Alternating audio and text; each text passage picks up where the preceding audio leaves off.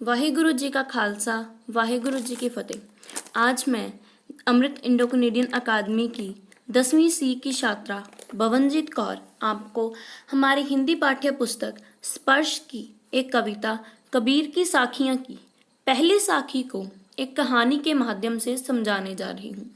कहानी से पहले हम उस साखी का भावार्थ समझ लेते हैं। ऐसी बाणी बोलिए मन का आपा खोए, अपना तन शीतल करे औरन कौसुक होए। इस साखी में कबीर जी कहना चाहते हैं कि मीठी वाणी हमारे जीवन में बहुत महत्व रखती है। मीठी वाणी बोलने से हमें शीतलता का अनुभव होता है और सुनने वाले का मन प्रसन्न हो जाता है। मधुर वाणी से समाज में प्रेम की भावना का संचार होता है, जबकि कड़वी वाणी से हम एक दूसरे के विरोधी बन जाते हैं। इसलिए हमें करना चाहिए। अब मैं इस साखी से संबंधित एक छोटी सी कहानी पेश करने जा रही हूँ। इस कहानी से आपको मीठी वाणी का महत्व पता चलेगा। एक बार की बात है, एक जंगल में कुछ पक्षी इकट्ठे हुए और उन्होंने निश्चय किया कि वह पिकनिक पर जाएंगे। चिड़िया ने बोला कि मैं सारी सब्जियां काटूंगी। निगल ने कहा मैं चटनी बनाऊंगी। कबूतर बोला मैं रोटियां बनाऊंगा।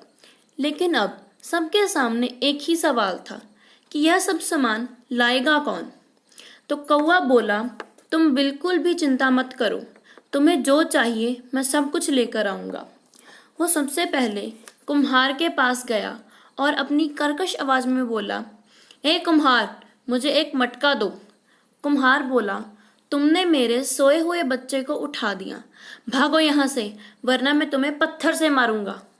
फिर वो कौआ राशन की दुकान पर गया और बड़े ही रौब से बोला, मुझे दाल, चावल, घी, तेल और चीनी दो और सुस्ती मत दिखाओ, जल्दी दो। दुकान वाला बोला, तुम्हारी वजह से मेरी पत्नी का सिर दर्द हो रहा है, भाग जाओ वरना मैं तुम्हें डंडे से मारूंगा। इस तरह कौवे को कुछ नहीं मिला। कौवा खाली हाथ वापस आ गया। सभी परेशान हो गए, अब क्या होगा। कोयल बोली, मुझे कोशिश करने दो। वह सबसे पहले कुम्हार के पास और उसने कहा कि मैं तुम्हारे बच्चे के लिए गाती हूँ ताकि वो जल्दी सो जाए। उसने गाना शुरू कर दिया और बच्चा सो गया। कुम्हार खुश हो गया। तब कोयल बोली, कृपया मुझे एक मटका दे दीजिए। कुम्हार ने जवाब दिया कि तुम्हें जो चाहिए वो ले जाओ। कोयल बहुत खुश हो गई और 2 मटके ले चली और फिर राशन की दुकान पर गई और कहा, क्या हुआ, आप परेशान क्यों हो। दुकान वाला बोला, मेरी पत्नी के सिर में दर्द हो रहा है और इसे मिटाने का कोई उपाय नहीं सूझ रहा। कोयल बोली, मैं उसके लिए गाना गाने की कोशिश करती हूँ, शायद वो अच्छा महसूस करे। इस तरह कोयल के गाना गाने से दुकान वाले की पत्नी का सिर दर्द ठीक हो जाता है और वो उठकर बोली, तुम बहुत सुरीला गाती हो, तुम्हारे गाने ने मेरा सिर दर्द एक चुटकी में ठीक कर दिया। दुकानदार ने पूछा, ओ कोयल, तुम यहाँ क्यों आई हो, तुम्हें क्या चाहिए। कोयल ने जवाब दिया, हम सभी पक्षी आज पिकनिक पर जा रहे हैं, मुझे बेसन, घी, दालचीनी, चावल, दाल, गुड़ और नारियल चाहिए।